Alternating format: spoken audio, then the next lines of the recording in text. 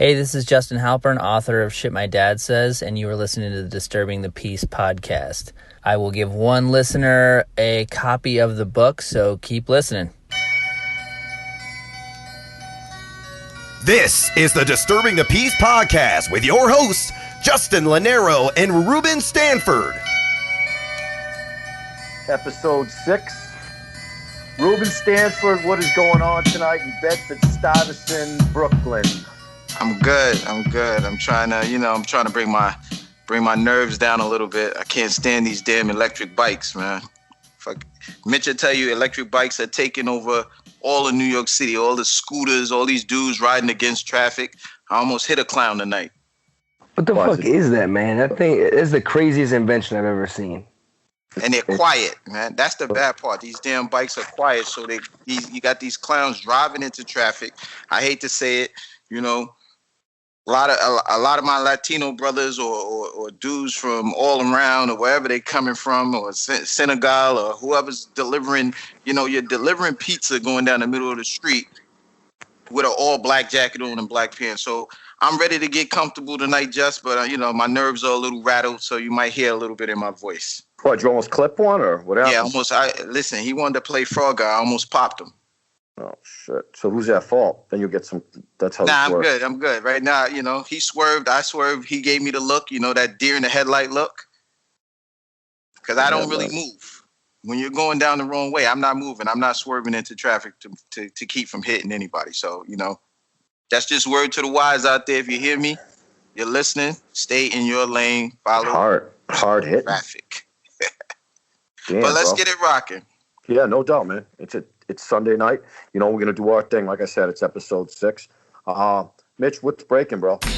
Man, we got a good one tonight. Y'all ever want something so bad that you would just die for it? I mean, I'm talking you would just give your right arm to have just, a couple inches of length added to your member. Well, it turns out this guy, a guy that's very well off. I mean, we're talking a billionaire, late in life, well established, had everything going for himself. He just couldn't shake that little bit of inadequacy he was struggling with. You know what I'm saying? And so he found himself into a penis enlargement clinic. This guy's got a tough name. Who's got that? How do you say that name? This guy's name is Ehud Laniado. That's what I'm going to guess. This guy... He's the blood diamond billionaire, right? Yep. I believe so. Yeah, that's how he got his money. He's a tycoon, and he had lots of ends to work with, and so he wanted to add a couple inches to his end, and he got himself into one of these clinics. And then he ended it. Well, did he ever? Unfortunately, he lost his life there on the operating table during the procedure, and the cause of death wasn't specified from what I could see. It was a heart attack, but the question is, how did it happen? He definitely probably under anesthesia or something like that, right? Something. It could have been, general anesthesia administered, gave him a heart attack. It could have been that he was overdosed with just a basic sedative, a la Michael Jackson. Yep. And all. And in a very rare instance, he may have actually had some of the local anesthetic injected, like mainline, and shocked his shit and put him out. But yeah, man. So it just goes to show you could have it all, billions to spend, but you feel that little bit of insecurity, and you might go to great lengths. No pun intended. Yeah, you got to be happy with your dick. You got it. That's the main thing. You got to be happy with your dick. Don't measure. There's no reason to measure your dick. First of all, there's that. Don't stay away from that. And if you're feeling like I feel like you're coming up a little short, then you need to go shave your pubes or something, because there's definitely no reason to be falling out, going to get. At 65 years old, my man went in and woke up one morning and said, "Damn, I feel like I'm a little smaller than I thought." You know what I'm saying? Shit. What was he doing? He was out there bragging. You can't brag on your dick when you're not packing. Definitely not. As Capadonna said, "I love you like I love my dick size." Right. Well, he obviously didn't love his dick size, and I'm assuming that that's why he became a billionaire. Exactly. I mean, you become a billionaire to kind of make up for the fact that you don't have a big dick. Right. $50 million penthouse in Monaco. This guy he flipped one of the largest or most expensive diamonds of all time. And Rube, we were talking about this the other night. We were crying. Yeah, because I'm not dying for a bigger dick. That's not me. Listen. You make $1 billion. First of all, this dude was like King Leopold from what I've been reading. He's a monster in himself. So the little dick colonizer came up short at the end. That's basically what happened here. Right, he's hung like a light switch. Well, you don't have to worry about that. I mean, he's got a little pink. You black, so it's that Eddie Murphy. Oh shit! He hit me with a "you blacks." Listen, man, that's one of the one things he couldn't get out of Africa was a big dick. That's right. That's right. Diamonds, but not length. You whip out that Bernie Mac like. I'm gonna tell you something. Listen, goes, man. I'm blessed. That's what they say. Listen, black men always talk about, it's like when you drop the ladder out of the helicopter in the movie and you're like, oh, save that person down there. That's what motherfuckers feel like they unrolling, right? But this guy is gone. But first of all, too bad, man. Self-awareness is a big thing. If you have an anxiety, if you feel inadequate, listen, moral of the story is be happy with what you got. Be blessed. If you're not blessed, girth is important. If you don't have girth, use your tongue and shave your pubes. Everything looks bigger if you stand sideways.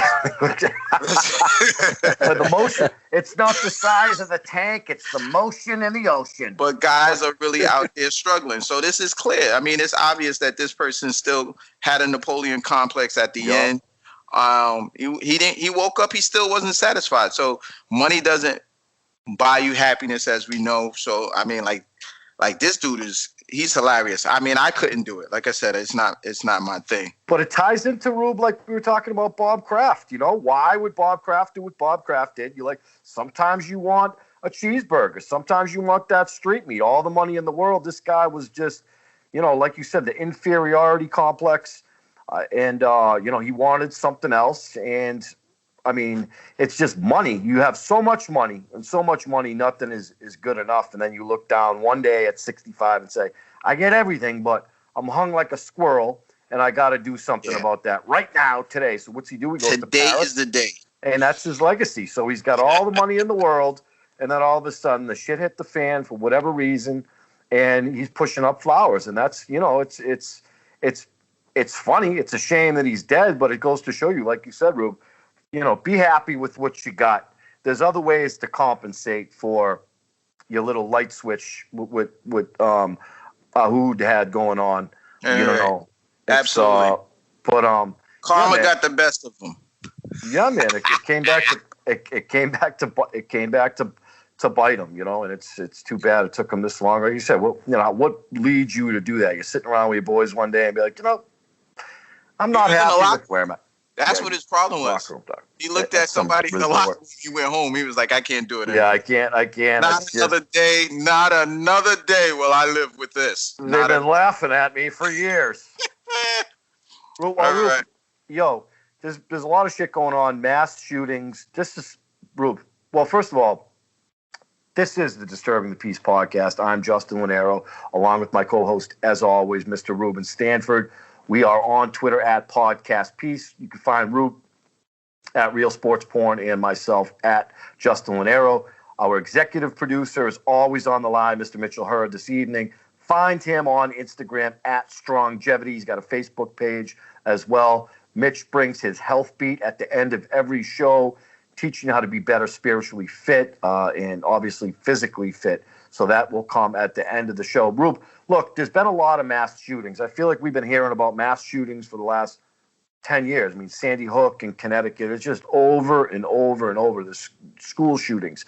The most recent one has been in New Zealand, which is an island off the coast of Australia. And from what I gather, it's a beautiful place and warm with surfing and all that. This would appear to be another racially, religious motivated shooting. I don't remember hearing this shit when we were growing up, mass shootings and all this shit. This is like post 9/11 shit, and it's happening everywhere. It happens here. You never see the funerals and stuff afterwards. So, I mean, I got my questions about what's real and what's not, because we know my feelings. I think a lot of this is bullshit, and I'm not trying to be insensitive, but there's always a bigger agenda with the media's trying to show you, whether there's Big Brother's trying to show you. So the point here is, or my question to you, Rube, is this is a mosque massacre. And it's a shame that, and this ties into the racism that we'll touch on often.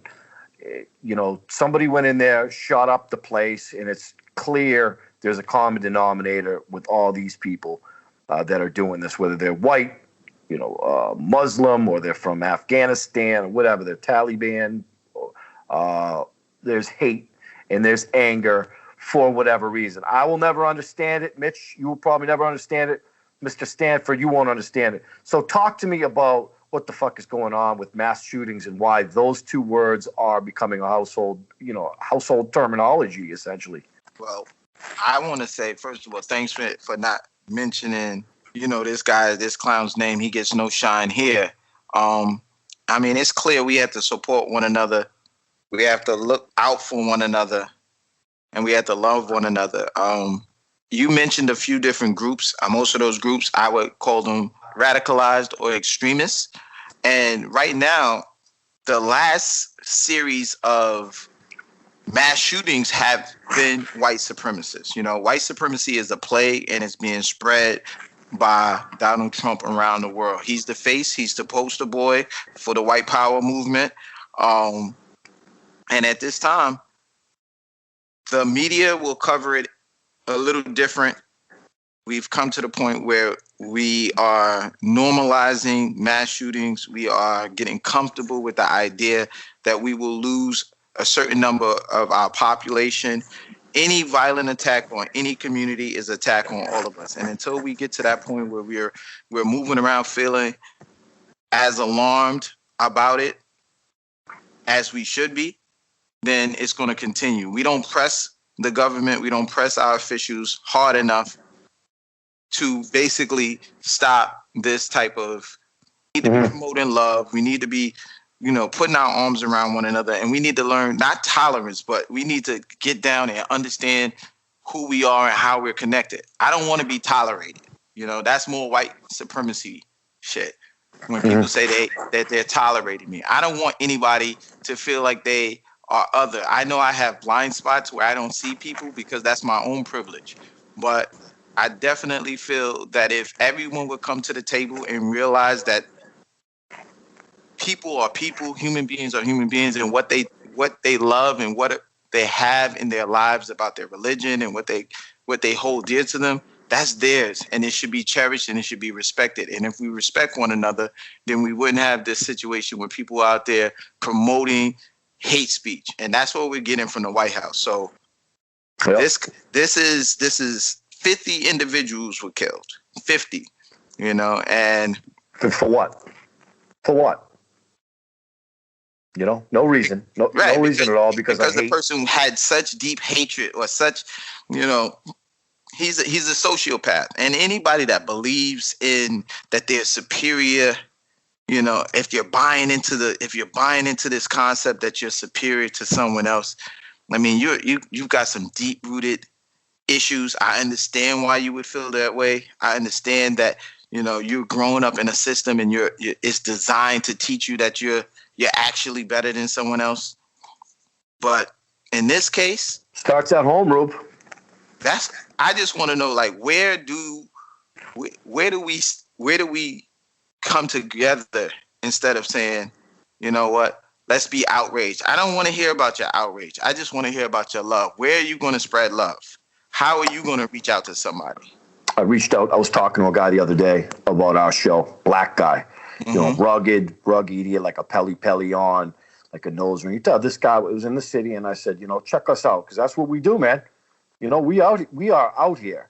We're out here pumping this podcast because we stand for something. We want to stand for something. We all want to learn from this podcast, take something from it, But anyways, I said, Reuben Stanford. I said he's from Brooklyn, this and that. I said, he's black, I'm white, and we have a beautiful marriage. And then there's Mitch, who's the mediator, who's an enormous part of the show. And he said, that's the shit right there, man, that's wrong with us. Black, white, he said, we all bleed red at the end of the day. We got to get rid of that outlook. I said, whoa, this dude's going to swing at me.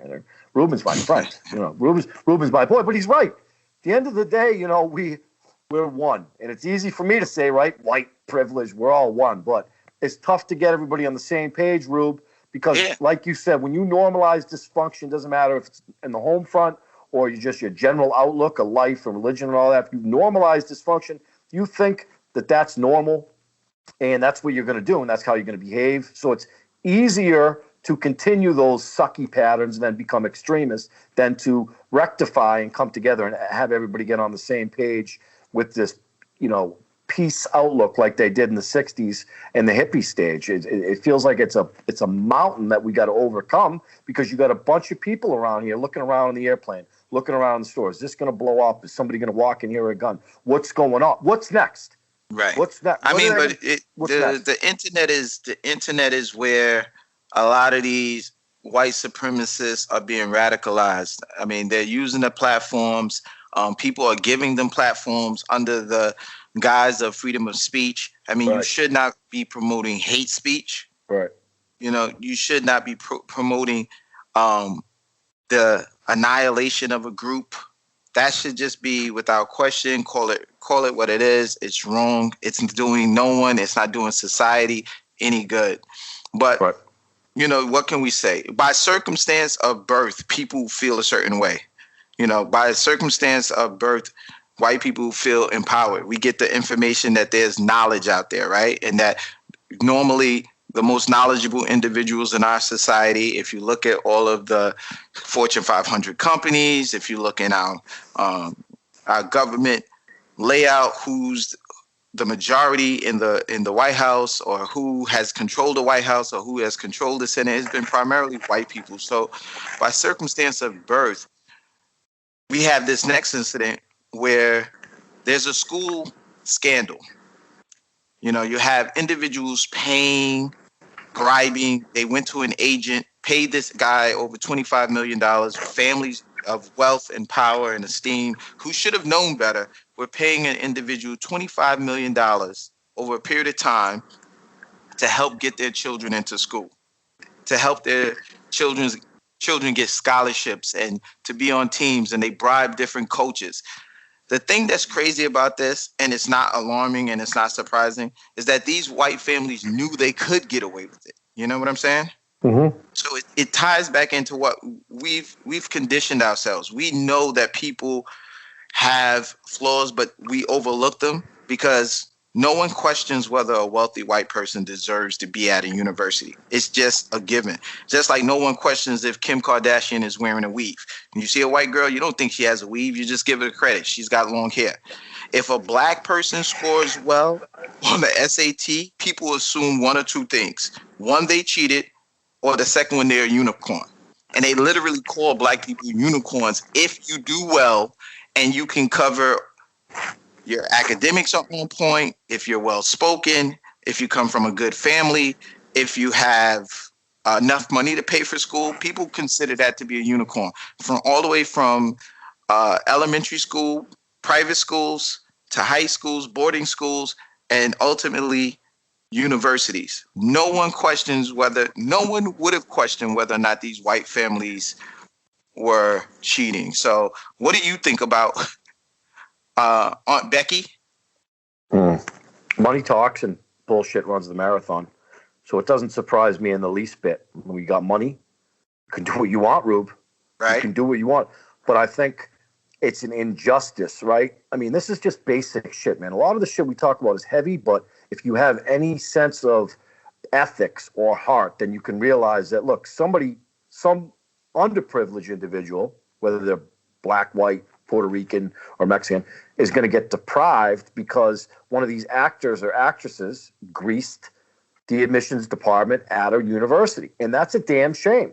So you have somebody that doesn't have the bankroll, that has worked their ass off from Jump Street to get into a certain school, that got denied because they were slipping money, because these privileged people were privileged people. What do you mean, you people? Privileged celebrities were greasing the right people. So that sucks. And it's obviously it's unfair. It's going to open up a can of worms. I mean, we saw it on a smaller note. Remember Blue Chips with Shaq and Penny Hardaway? Right. And we're hearing about it in a sports spectrum where Adidas just got jammed up. Right. So athletes have been paid off. Look, we're going to pay you. Athletes are getting paid, stuff like that. Let's make and this also ties into probably Penn State a little bit. We were talking about Penn State. They want to protect the bottom line, but they're all about touting that they're good. It's all a bunch of bullshit, Rube.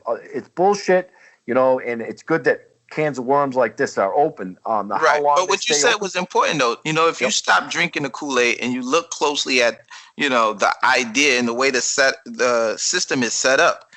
I mean, if we're going to talk about the injustice, yes, these people are ridiculous in the fact that they should have known better. They came from wealthy families. I don't judge people by the bottom up. If you go to a family and you say, here's $100,000, we want your son to come play with us. Most of these kids are coming from impoverished backgrounds. They need the $100,000. My point is this. If you have already been paying for SAT prep, you are privileged, you have money, you have wealth, you have access, you've been taking your child to the best schools and the best program that money can buy. Then on top of that, you spend an extra $500,000 to guarantee that your kid gets a spot. They're getting scholarships at USC, they're going to go into Yale, Georgetown, all of these top schools, Stanford. But we question whether or not the athletes that are 95%, especially at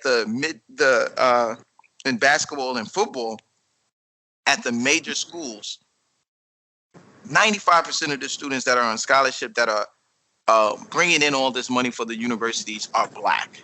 Mm-hmm. Then on top of it, the people that are in the coaching positions are white. They are on the sideline receiving huge guaranteed money, giant contract into the millions, earning billions of dollars for the universities, mm-hmm. and these players are getting nothing.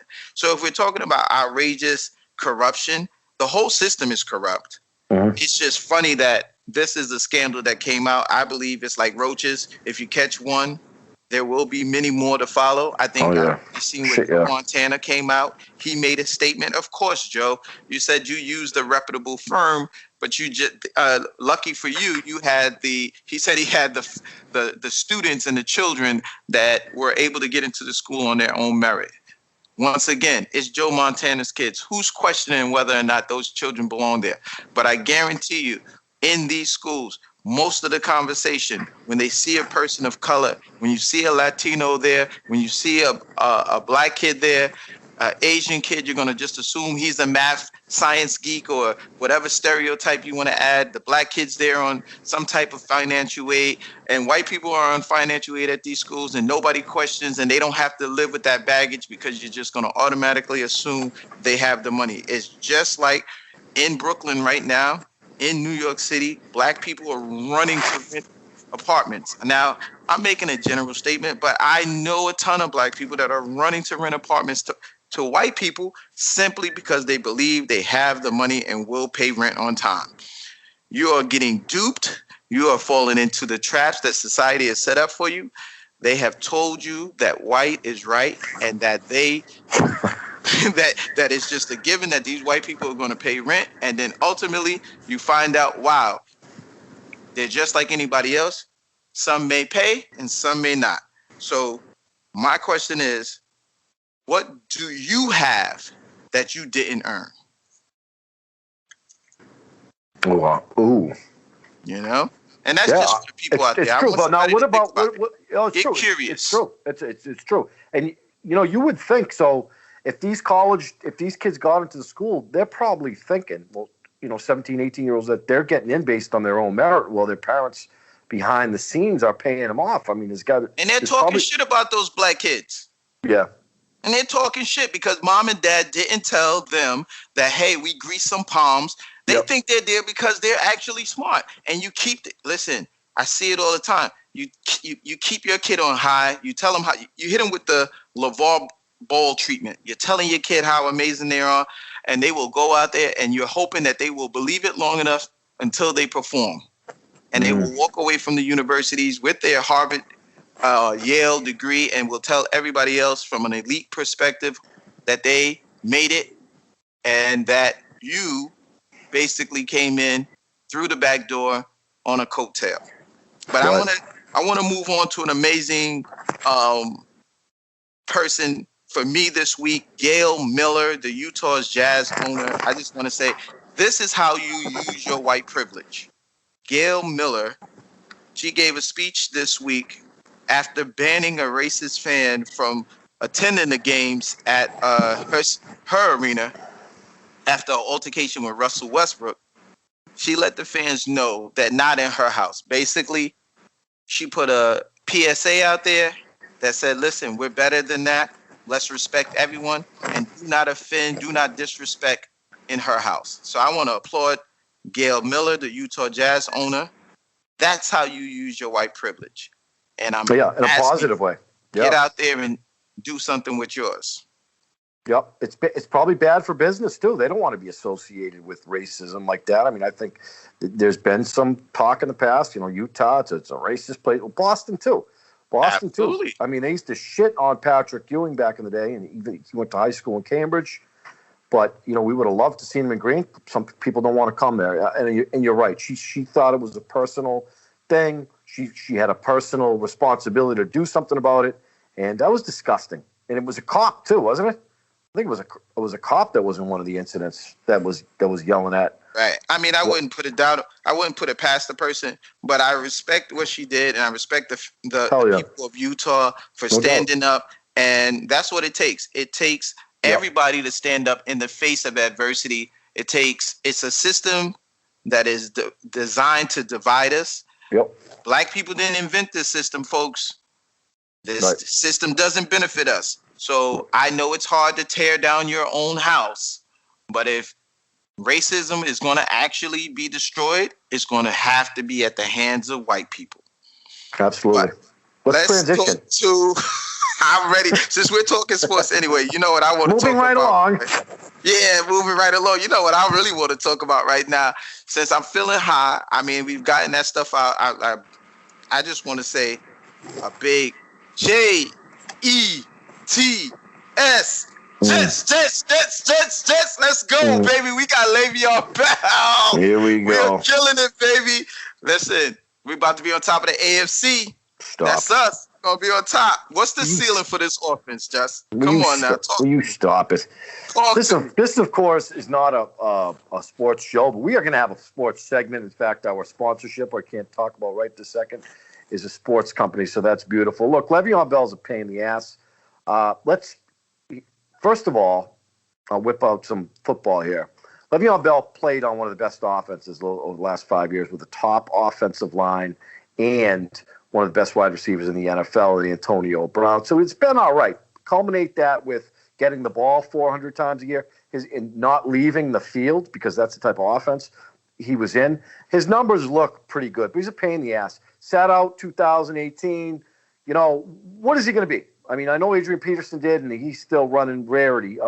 Look, as a Patriots fan, I want to see the Jets be better. I think Sam Darnold is moved really well last year. He's going to continue to get better. I think that Bell, the offensive line is good in New York. Look, let's cut the shit, Rube. They're an 8-win football team. Okay, with Bell or without Bell. I got him at 9-7 this year. Yeah, all right, that's fine. I got him at 9-7. Yeah, hopefully we can fight for a wild card. Also, McCagnon's job is on the line. If this doesn't work out, he's out of here. Yeah, the deal was good. Could have been better. He was kind of greedy. I think he's got $25 million fully guaranteed. 4 years, $52.5 million for Lev Bell. He's got a couple of years in the tank. The truth is, at 30-year-old, I want to see what he's got in the tank. I heard he packed on a shitload of weight, so that's kind of funny. I know it looks like he's always booted, so he probably smoked trees. Right now, I heard he's at that Michigan State weight, but he's ready to come on down. He's a taller guy. He's, Yeah, I think he's ready. He's just a pain in the ass. I got a negative view of him. I think he's terrible I thought he was terrible for the Steelers. I mean, he was trying to do the right thing, get people paid, but as a teammate, I think he was a shitty teammate. He's a top 5 running back in the NFL tonight for certain. All right. But I'm happy for you, Rube. They need this. You haven't had a running back since Curtis Martin. Martin left here. You guys haven't had but I thought the Elijah Maguires. I mean, they went out. They signed Isaiah Crowell. I like Crow, but I mean, he's average. Oh, he's average. He's average. But We're talking about people that think there's a locker room pariah. Let's talk about Odell Beckham. I think it was nothing but the New York media made up all of this stuff. Guys like Mike Francesa, these guys hated this kid. Dickhead. Here's another guy that marketed himself. You got to remember, people, football is the sport. It is one of the only sports that you can have a helmet on. You can root for this player, and you will not know who he is if he walks right up to you. True. Because they're not marketable. My man Odell put the blonde in his hair. He put the straw curls in the front. He's out there moonwalking and breakdancing. Yeah. He was the best thing for the Giants. The Giants Gettleman screwed up. And now I'm telling you right now, the number one offense in 2019, chalk it right now. Remember I said this, the Cleveland Browns, baby, 2019 number one offense. Yeah. Especially if something happens to Tyreek Hill in Kansas City with this allegation against him. You're talking about Nick Chubb will be one of the top 10 running backs in the NFL in 2019. You're talking about top 10 tight end in David Njoku, the freak out of Miami. Baker, the Nigerian. Yeah, he's freakishly athletic. I think every team David wants a David Njoku. He's just going to keep getting better. They signed Kareem Hunt, who's going to be suspended 8 games. Duke Johnson's still there as we speak. So Odell Beckham. Don't forget Juice. Don't you forget Juice. Right. Landry's good. So they're reunited. They went to LSU together. It's going to be, it's going to be fire. Really good. And as fans, it's going to present some fantasy issues because, do I draft Odell Beckham? Do I draft Landry? I'll just fade the bullshit and grab the distributor, which is Baker Mayfield in this case. Oh yeah, we forgot Bake. Ooh. Yeah, he's got moxie. That kid's got moxie. Hell yeah. He's fire. But the bad part about this, they had to get rid of Greg Oden. Yeah, right. They got rid of Rashad Perriman. Right. Rashad Perriman looks like a aged Julio Jones. Rashad Perriman looks like he walks around with snakeskin shoes on, man. Right, exactly. A lot of talent coming out of college. But look, Olivier Vernon got moved, and they gave up Jabril Peppers, guard Kevin Zittler, and 2 2019 draft picks, round 1 and round 3. So, hey, Giants, good for Cleveland. Good for Cleveland, and the Giants will be a 3-win team this year. Oh, I mean, they're calling for Gettleman's head. Look, in a larger picture sense, it's like LeBron James increased Cleveland's revenue immensely, tremendously. It gives a city like Cleveland some vibrancy, and that's exactly what a guy like Odell Beckham is going to do. I know he's not LeBron James, but he's done a good job of marketing himself. This is a ticket that even if you're not from Cleveland, you're going to want to pay to see this show. And a declining Steelers team. Baltimore is going to be Baltimore. They'll be in the thick of it. But Cincinnati's going to be Cincinnati. So they're a 10-win team. Is done. Cleveland is a 10-win team tonight. I'll put them at 10. It's the NFL. It's hard to play in. But I would agree wholeheartedly that tonight, and now don't get me wrong, the Browns can fuck up a free lunch. We've seen that for 20 years. So this shit could hit the fan real quick here. But I think that you got Freddie Kitchens. There's comfortable, there's happiness with the Browns right now. It's the first time in forever. So good for them. Hey, you want to talk AB real quick, and then we'll wrap it up with AB. Another guy that came out on top during free agency, right? Listen, man, I'm all about these guys getting their money, boys. Yep. AB went out there. He put a blonde mustache on. He had a blue dread in his head. He scared that damn Pittsburgh Steelers management into getting him out of town. As soon as he got over there with Gruden, he cut his hair down. He gave you the corporate all black. He shaved his mustache off. That boy's you're talking about. He played the spook who sat by the door. That's a movie. We're talking about movies. You got to see that movie. But he played them boys real nice over there. Yeah. Well, the Raiders will be probably a 6-7 win team. But AB is a top 5 wide receiver in the NFL. You're right, though. He played a donkey, and he got paid, boy.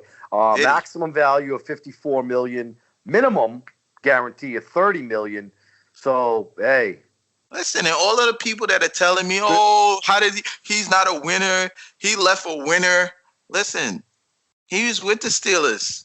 That's what the Steelers are saying right now. Hey, we were winning when we didn't have AB. We won a championship when we didn't have AB. That's what the Giants are saying. Oh, we had a winning season. We won a Super Bowl without Odell. We can do better without these prima donnas and divas. We got old quarterbacks. We're going to let these... Listen, Tom Brady has changed the game. Everybody wants an old quarterback now. These young boys can't even get in the game. The Miami Dolphins just signed Ryan Fitzpatrick. So, listen... Tom Brady, you know, you're in Patriot heaven out there. You guys have changed the game again. But I just want to say to AB, I respect you, player. I respect your gangster. Get that money and keep doing your thing. He played him, you know, he was like a nut job. And I'm looking at him like, this is just something not right. He just wanted to bounce. I think, look, Ben Roethlisberger, man, you want to talk about privilege. There's a guy that got popped for rape. That shit went away. But I think there's a sucky rapport with Ben Roethlisberger, which shows a lack of leadership there. And I think that, look, Juju Smith-Schuster is going to be damn good. That's my guy right there. Yeah, he's good. He's very young. He's young, so he's kind of like, reminds me of, you know, he's like Anquan. 3-4 years. Yeah, exactly. He'll be 3-4 years in the league. He'll be a polished veteran, just like Amari Cooper, just like Brandon Cooks. These guys are 24 years old, and they've been in the game for 4 or 5 years. So it comes with experience. They'll be fine. It'll be interesting to see what type of coverage Juju Smith-Schuster sees now that AB's not there, because he'll be a focal point for defensive coordinators. But, hey, good for AB, good for the Raiders. They'll be moving. They're another team that could fuck up a free lunch. But, hey, this is a good show. Mitch, what do you got going on in Episode 6's Health Beat? What I'm looking to talk to you about tonight is how to boost your energy. 3 easy ways to get your energy up and running. And it all really starts at the end of the day in how you go to sleep. You know, I mean, it's obvious. It goes without saying that that's our built-in recharge button that, you know, just comes with all of us by default, but we neglect it as we get older. I mean, sometimes bad sleep habits start when you're young and they continue throughout adulthood, but it's key to get to bed early and to rest restfully, meaning not getting up frequently throughout the night. Whether it's bathroom breaks, you got to get that under control. If you have anxiety that wakes you up out of your sleep, you got to address that. You got to sleep soundly. You got to get your 8 hours or more. That's the first step. Beyond that, when throughout the waking hours of the day, you want to get moving. You know, getting some exercise and getting your blood flowing is going to boost your energy. Now, there's a million ways you can do exercise. You could do it sitting at your desk. You could just do breathing exercises to lower your heart rate and get oxygen to the brain.